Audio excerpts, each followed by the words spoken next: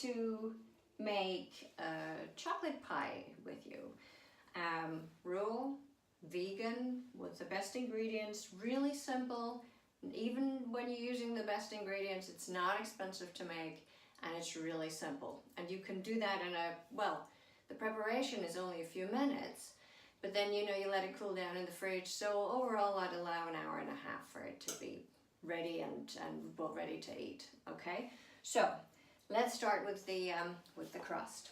So the crust, there are different ways of making the crust, but today what I'm going to do is I'm actually going to be mixing the nuts. So I've got some almonds, I've got walnuts, and I have got cashews. And I love cashews, absolutely love cashews. So I'm going to take half a cup of walnuts, half a cup of almonds. I use the blanched ones for the crust, and whole cup of cashews. And I'll just show you the shape is about the size. Okay, so it's not very big. And then some people like to put flaxseed in it. I don't. Very often you see people also adding coconut, and I actually do like to put just 1 spoon of coconut flakes in it. And another thing that I add to make it really lovely and sweet, you can use you can use different sweeteners. You can, for example, you can use maple syrup. A really good quality maple syrup is okay. I like dates, and you can, I don't know if you can see this, I've soaked these in water. I'm going to drain the water off, put it in with the nuts, and then I'll go and blend that up. And that's really just all I need to do to get the dough for the crust. And I'll show you a trick how to do that very easily in just one moment. So I'm going to go and blend this up, and I'll be right back. Okay, so I've blended up the nuts together with the coconut, with the dates, and it actually tastes really good. It smells lovely, very nutty and beautiful. So, and I have just put some coconut oil inside the springform to make sure that whatever we're going to put in there doesn't stick. It's going to go in the fridge later on, but anyway, so put this in here like so. And add the crust in here. And that's great. Now we're just going to start to press it into whichever spring form we choose. Whatever size you want, it doesn't really matter. But you just press it down. Make as thin or as thick as you want. This one's going to be on the thin side just because I like it that way. So. Okay, so we press this in real good. And come up on the sides a little bit, because I'm going to show you in a minute what to do there. Press it up a little bit so you've got a bit of a starting point. Okay. Great. Now what you want to get is like a glass or a cup that's straight. Okay. And then you just start pressing this down and press it towards the edges too. So you can get a nice edge, to your pie. Sometimes it sticks. I should have actually put some hot water first. So it helps if you put it in hot water before you do this, so it doesn't stick. That's okay. Okay, so you press this down, so you can get it fairly thin, and like quite straight as well with a glass. So keep going around. And it's a really nice consistency when it's ready. So, okay. And that's it. If you find the odd piece, it depends really on your preference. If you want it really finely blended, then you just go a little bit longer with the blender. I don't mind if there are a few pieces of nuts in there. I don't like the dates sort of floating around, but if there are a couple of pieces of nuts, I don't mind that, because it actually gives the chocolate it just makes it crunchier. Tastes like caramel right now. You could also, by the way, you could also add some vanilla extract if you wanted to. To me, it's too much. I don't tend to add it. Sometimes I do. Oh God, this tastes great already. Okay, I'm gonna put this in the fridge, and I'll be back, and we'll make the filling. Okay, so the crust is now in the fridge for about an hour, hour and a half. I'll let it sit in there so it gets nice and solid. And you know, the oils kind of harden a little bit, which is what we're gonna do once the chocolate's in there as well. So the ingredients for the chocolate sauce. So we have 1 avocado. We have like an espresso cup full of olive oil, which I'm just melting down. I've got 6 dates, which again I've soaked in water, so they're my sweetener. And I use a lot of cinnamon. I've got vanilla extract, which I always add, and there's the cacao powder. So it's raw organic cacao powder. So those are the ingredients I'm going to be mixing together. So in terms of quantity, cinnamon, which however much you want, however you like it. For the cacao powder, I'd say that's probably about a cup, so 200 grams of raw cacao powder. This is just like a good tablespoon, tablespoon and a half of coconut oil. 1 avocado, 1 and a half, depending on how creamy you want it. You can also add cacao butter, and then you just have to blend it a little longer because it takes a little bit longer to actually melt down into the sauce.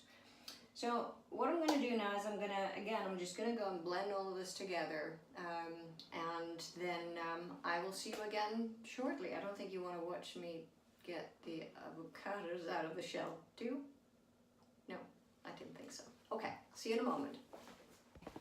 So I've just decided I'm actually going to go in the garden and get a little bit of fresh mint to add to our chocolate sauce we're making. And at the same time, I'm also going to get some sage to get the flavor for a cheese I'm going to make later on. Gives it a little bit of a sort of like a goat's cheesy taste. So now there are various options for the mint here. So we've got this one, which is quite a large one. Yeah, I tend to put that in the water because it's quite, it's got a different smell, a different taste to like the smaller one like this, which is more pepperminty, which is better for chocolate. I prefer that.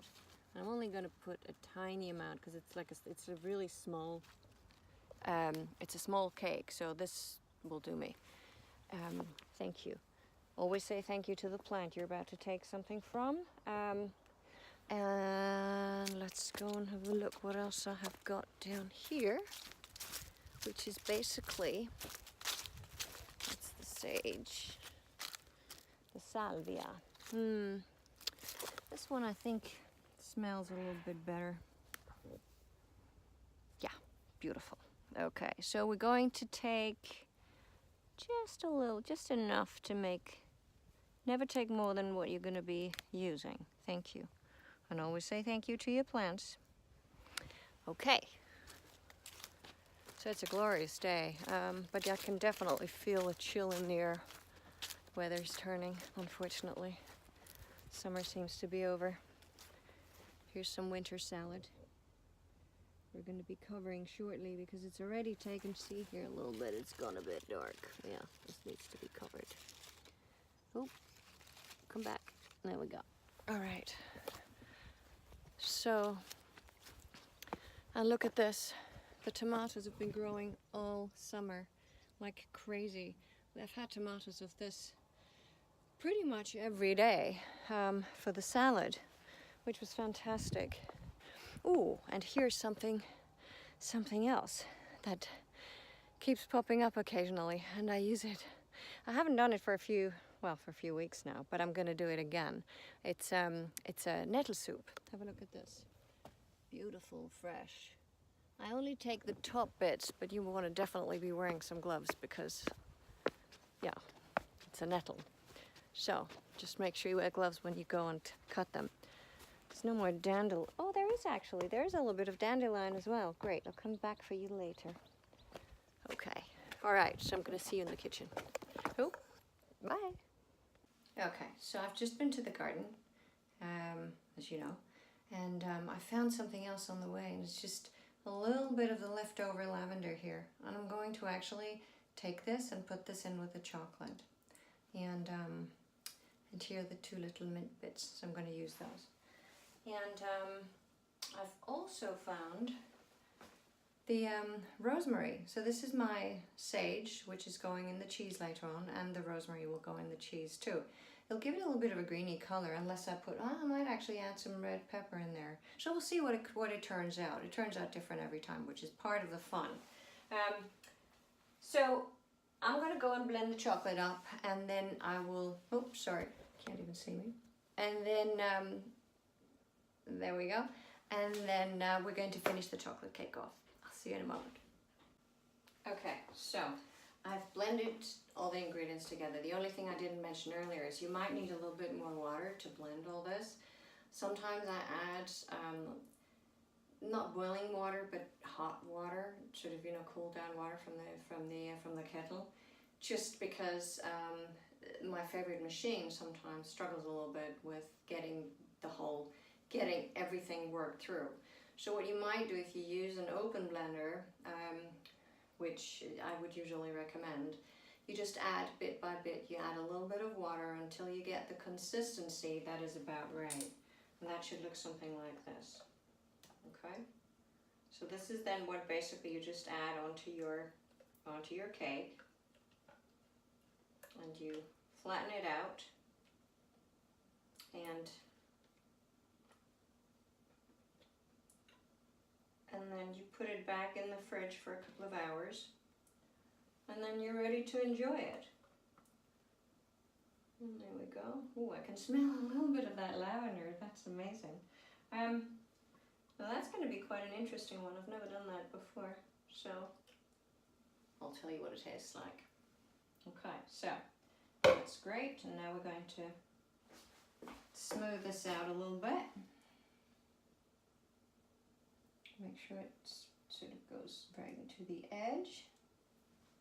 There we go. Beautiful. And I'm probably going to make some coconut whipped cream, which I will show you in another video. I don't think I'm going to do that today. I'll change my mind, who knows. But actually what you want for that is to sort of let things sit in the, you know, in the fridge or freezer for a little while, because you really want it really nice and cold. It's the same with ice cream. If you're going to make coconut ice cream, for example, you want to have your, even the blender, you want to have that sitting in the fridge so it's nice and cold. Okay. Oh, this already looks beautiful. You can do little patterns if you want, if you're artistic. Oh. Oh, what a shame. Gorgeous. Oh, and I did add, sometimes I don't always do that neither, I added a little bit of coconut sugar. So cocoa flour sugar it is. And it just sort of, it just softens the taste a little bit, especially when you've got raw chocolate. And a pinch, just a tiny little pinch of salt, because the salt brings out the sweetness. Okay? So literally just a tiny little pinch of salt. I know it's counterintuitive, but it actually does work. So that's it. Actually, I could put in just a little bit more. Okay, so I'll just go the whole hog, get everything in there. Just really clean this out. And there we have it. Perfect. And you can garnish this with nuts or anything you want, really. You can also, you know, you could put cashews on top if you wanted to because of the color. Or you can put flowers from the garden. You can even add lavender, dried lavender if you wanted to on top. It looks very pretty. And There we go. So I'm gonna do this, so basically this straightens out. Excellent. So, and there you go. And this is going to go in the fridge a few hours, and then I'll show you when it's ready. I'll share a piece with you. Bye. Okay, here it is, the chocolate cake. I've decorated it a little bit with chocolate nibs and a little bit of pistachio, and I'm probably going to add some coconut whipped cream in a moment as well. It's not sweet. If you want it more sweet, I will put that in the comments, how to achieve that and make it a little bit more creamy. It depends how you like that cake. I like it quite raw the way it is. And again, the recipe that I've been using is not as creamy, and it's probably not as heavy on the creamy side and on the sweet side, but I just love it. I'm gonna have to have